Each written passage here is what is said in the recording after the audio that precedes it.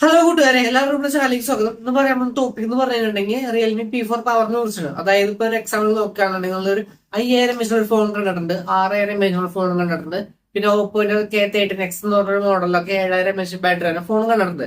പക്ഷെ ആദ്യമായിട്ടാണ് റിയൽമി അവരുടെ കൺസെപ്റ്റ് ഫോൺ അല്ലാതെ റിയൽ ബിൽഡില് ജനങ്ങൾക്ക് യൂസ് ചെയ്യാനായിട്ട് 10001 mAh കപ്പാസിറ്റി ഒരു ഫോൺ റിലീസ് ചെയ്തേക്കുന്നത്.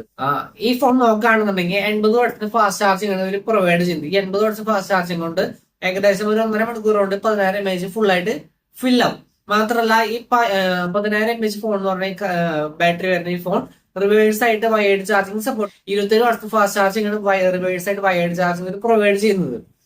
ഈ ഫോൺ ഡിസ്പ്ലേ നോക്കുകയാണെന്നുണ്ടെങ്കിൽ 1.5K റെസൊല്യൂഷൻ വരുന്ന 6500 നിറ്റ്സിന്റെ പീക്ക് ബ്രൈറ്റ്നസ് കൂടി വരുന്ന ഡിസ്പ്ലേ ആണ് വരുന്നത്. മാത്രമല്ല 144 ഹെർട്സിന്റെ റിഫ്രഷനും വരുന്നുണ്ട്. അതുകൊണ്ട് തന്നെ ജസ്റ്റ് ഇമ്പാക്ട് ഓഫ് ഗെയിമുകളെ സുഖമായിട്ട് കളിക്കാൻ പറ്റും. ഈ ഫോണിന്റെ ബാറ്ററി ലൈഫ് നോക്കുകയാണെന്നുണ്ടെങ്കിൽ പബ്ജി ഇപ്പൊ നമ്മൾ സ്ഥിരമായിട്ട് കണ്ടിന്യൂസ് കളിക്കുകയാണെന്നുണ്ടെങ്കിൽ വെച്ചോ 11 മണിക്കൂർ തൊട്ട് 12 മണിക്കൂർ കണ്ടിന്യൂസ് ആയിട്ട് പബ്ജി കളിക്കാൻ പറ്റും. ഇനി നിങ്ങൾ സ്പോട്ടിഫൈ മാത്രം പ്ലേ ചെയ്യുകയാണെന്നുണ്ടെങ്കിൽ കണ്ടിന്യൂസ് ആയിട്ട് 7 days വരെ സ്പോട്ടിഫൈയിലും പാട്ടുകൾ കേൾക്കാൻ നമുക്ക് സാധിക്കും. മാത്രമല്ല നിങ്ങൾക്ക് ക്യാമറയുടെ ഡിപ്പാർട്ട്മെന്റ് നോക്കുകയാണെന്നുണ്ടെങ്കിൽ 50 മെഗാ പിക്സലിന്റെ സോണി IMX882 എന്ന് പറഞ്ഞൊരു സെൻസറാണ് വരുന്നത്. 8 മെഗാ പിക്സലിന്റെ അൾട്രാ വൈഡ് ഉണ്ട്, 16 മെഗാ പിക്സൽ ഫ്രണ്ട് ക്യാമറ വരുന്നുണ്ട്. ഈ ഫോണിന്റെ റേറ്റ് എന്ന് പറയുമ്പോൾ 26,000 തൊട്ട് 35,000 വരെയാണ് റേറ്റ് വരുന്നത്. അതായത് 8GB റാം 128GB ആണെന്ന് 26,000 രൂപ. അതുപോലെ 12GB 512 2x ഒന്നും അറിയില്ല, അതിന് വരുന്നത് 35,000 വരുന്നത്. എന്തായാലും റിലീസ് ആയിട്ടുണ്ട്. നിങ്ങൾക്ക് വേണമെന്നുണ്ടെങ്കിൽ ഫ്ലിപ്കാർട്ടിൽ ആമസോണിൽ നമുക്ക് നോക്കിയിട്ട് പർച്ചേസ് ചെയ്യാവുന്നതാണ്. ഇതിന്റെ മെറിറ്റ്സ് നോക്കുകയാണെന്നുണ്ടെങ്കിൽ നല്ല ഹ്യൂജ് ബാറ്ററി വരുന്നുണ്ട്, 6000 പീക്ക് ബ്രൈറ്റ്നസ് വരുന്നുണ്ട്. ഇനി ഡീമെറിറ്റ്സ് നോക്കുകയാണെങ്കിൽ ഡ്രോബാക്സ് നോക്കുകയാണെന്നുണ്ടെങ്കിൽ ഇതിന്റെ ക്യാമറ ഒരു ആവറേജ് പെർഫോമൻസ് മാത്രമേ തരുന്നുള്ളൂ. മാത്രമല്ല ഇതിന്റെ സ്പീക്കർ മോണോ സ്പീക്കർ ആണ്, സ്റ്റീരിയോ സ്പീക്കർ തരുന്നില്ല.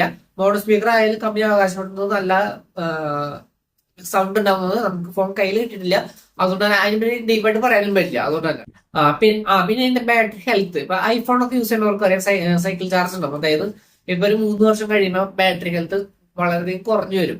പക്ഷെ ഈ ഫോണിനെ സംബന്ധിച്ചിടത്തോളം ഐഫോൺ ഒക്കെ 1 വർഷം കഴിയുമ്പോൾ തന്നെ 90 താഴെ ബാറ്ററി ഹെൽത്ത് വരും. പക്ഷെ ഈ ഫോൺ 3 വർഷം കണ്ടിന്യൂസ് ആയിട്ട് നമ്മൾ യൂസ് ചെയ്താലും 94% താഴത്തേക്ക് ബാറ്ററി ഹെൽത്ത് വരില്ല.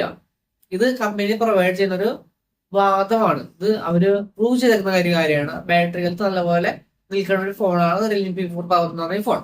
അപ്പൊ ഇത്രയാണ് ഈ ഫോണിനെ കുറിച്ച് പറയാനുള്ളത്. ഇനി നിങ്ങൾക്ക് ഏതെങ്കിലും ഫോണിനെ കുറിച്ച് ഡീറ്റെയിൽഡ് അറിയണം എന്നുണ്ടെന്നുണ്ടെങ്കിൽ നിങ്ങളൊന്ന് കമന്റ് ഇട്ടാൽ മതി, ഞാൻ അതിനെ കുറിച്ച് ഡീറ്റെയിൽഡ് വീഡിയോ ചെയ്തായിരിക്കും. അപ്പൊ ഇത്രയുള്ള കൂട്ടുകാരെ വീഡിയോ ഇത്രേ ഉള്ളൂ. അപ്പൊ സബ്സ്ക്രൈബ് ചെയ്യണേ. അപ്പൊ ബൈ കൂട്ടുകാരെ.